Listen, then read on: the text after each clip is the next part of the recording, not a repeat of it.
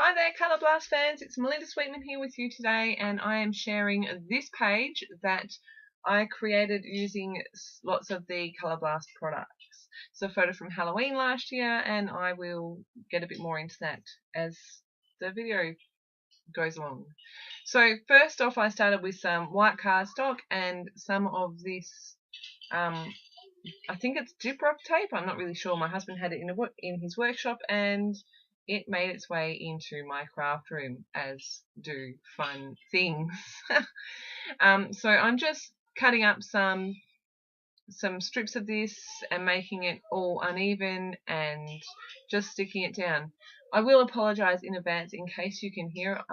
It's Sunday about midday and my boys are playing in the lounge room. My door's closed, but if you hear any noise, it is them playing. So yeah, I'm just sticking down this tape, and I've decided that I'm going to work in the top left hand corner and the bottom right hand corner, and I'm just sticking this down. Once that's all stuck down, I will apply some of the white heavy gesso to the whole background, which means that the tape will take colour, but just making sure that I'm happy with how it is, making it look a bit random. I apply my gesso and then go, oh my goodness, I forgot to put some down in the bottom right hand corner. So I just chop off another strip and stick that down, and then use my paintbrush to apply the gesso. You watch me start to apply the gesso and then I just skip ahead because you don't need to watch me paint that all on. So I'm applying colour, and as I just showed you, I'm using the Navy Colour Shimmer Dust. This stuff is so beautiful. Oh, I just love it. The sparkle and shimmer of it is just so pretty. Now, I've discovered that the easiest way to add water is with a pipette, because I have tried to spritz water and then the dust has like squirted out, jumped out of the little pot. I've mixed up my colour there and I've sprayed the page with some water. And as you can see, I'm just adding the colour. I'm just going to tilt the page and turn it until I'm happy with how it looks. I've done this first bit a little bit slowly, and then I've sped the rest up because you don't need to watch me in slow motion doing that. But I'll bring the photo in a couple of times. I make up some more colour, and I'm just having fun playing here. This colour is absolutely beautiful. I love it. So yeah, I'm just adding colour. A little bit drip where I didn't want it, and I've just grabbed a baby wipe. Because the background is gessoed, I can just clean it up. Add some splatters, and then I realised that I forgot to add some colour to the bottom, so just going back in and adding a little bit of colour there and a bit more splatters. So next up, I've decided to add some more texture with some chipboard. This is, some of it's from Too Crafty and some of it has been sitting in my stash for years, so I'm really happy to have got that used up. Just using my embossing ink in a dabber here, applying that, and then embossing powder straight over the top. I'll take the excess off. I do take as often as I can, I take my heat tool to the side because the mat I've got down is not heat proof. So I'm just showing you some of the colour there. It is so shiny and pretty. It is absolutely beautiful. That's all the pieces embossed, and then I decided I wanted to add a bit of gold since it is a Wonder Woman photo. Well, not Wonder Woman photo, I'm in a Wonder Woman costume. And I've got this punchinella. It's got little gold stars on it, and I just thought it was perfect. So again, I've just cut a strip of that, and I am chopping it up and just not attaching it, but laying it down where I think I want it.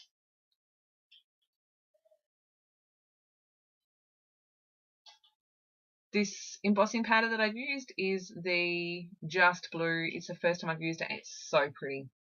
I decided to add in some stitching. Hubby very kindly bought me a coffee.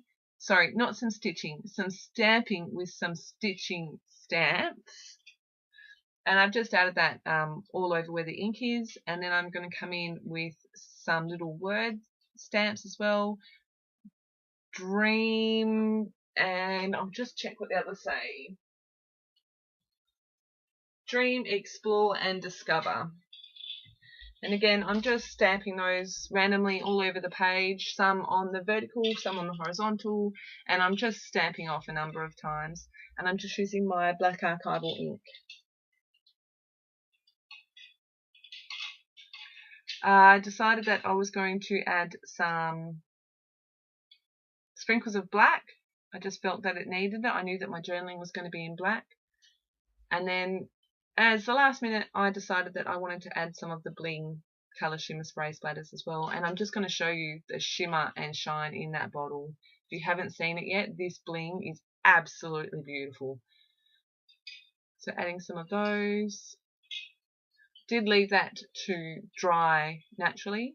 And I decided that I wanted to bring a bit more red in. So I've decided I'm going to matte the whole page. I'm just gutting the middle of it. And I'll use some of that middle as a layer behind my photo as well.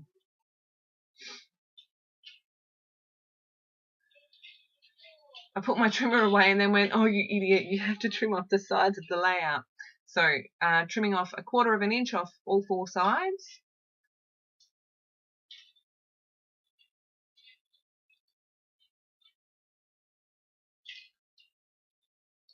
And the page did warp quite a bit, but that's okay. I decided I was going to distress the edges a little, and the gesso has toughened the paper up that I can be quite rough with it. And I do like the texture that this gives. I also, when I matte my photo, I distress the edges of the photo mat as well with that red.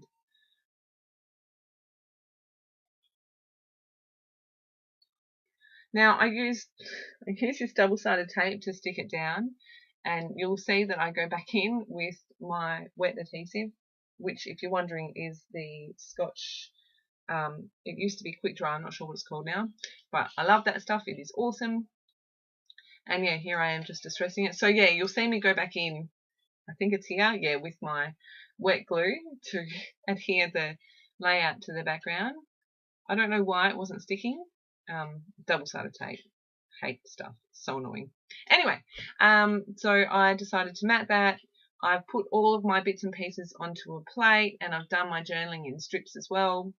And I'm just sticking everything down. I thought that my quick dry would work, but because the page is so warped, it didn't work very well. And you'll see me here that I put my heavy gesso tubs on top, and they still don't stick. And then I grab a couple of staplers. Actually, first I pull out my hot glue gun, and then I went, hang on a second, I've got a long arm stapler, which my husband managed to pick up at a garage sale. So I'm just going to staple behind where the photo is going to go and attach those that way.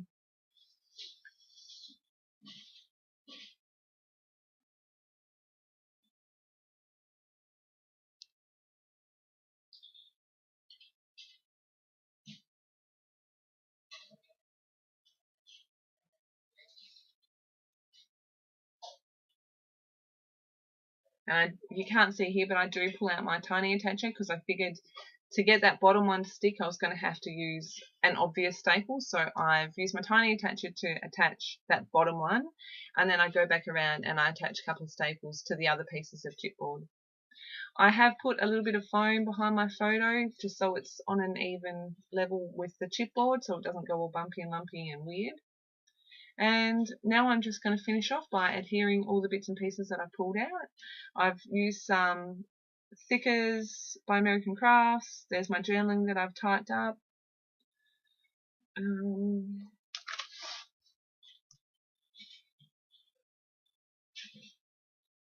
yeah, so I'm trying to get that photo to lay flat, putting all kinds of things on top of it. I ended up going back in with some foam on the corners. And everything on this page, I think, turns out to be Australian made, except for the thickers, which I was really impressed with. So I've got a little tab there, it says selfie, and that's from Flutterby Designs. I've got one of a Star Charms creation on the bottom right there.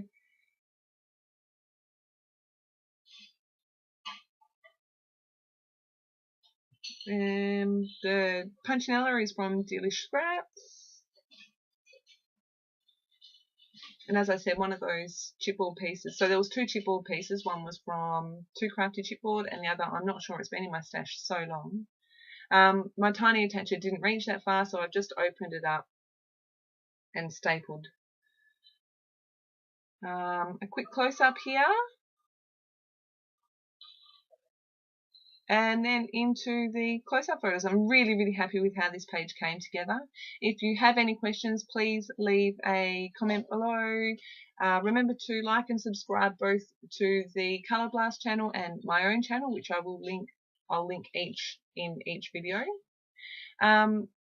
Thank you so much for stopping by. I do really appreciate all of the positive comments I get and all of the support, and I love all my likes. I'm super excited. I love making these YouTube process videos. They're fun.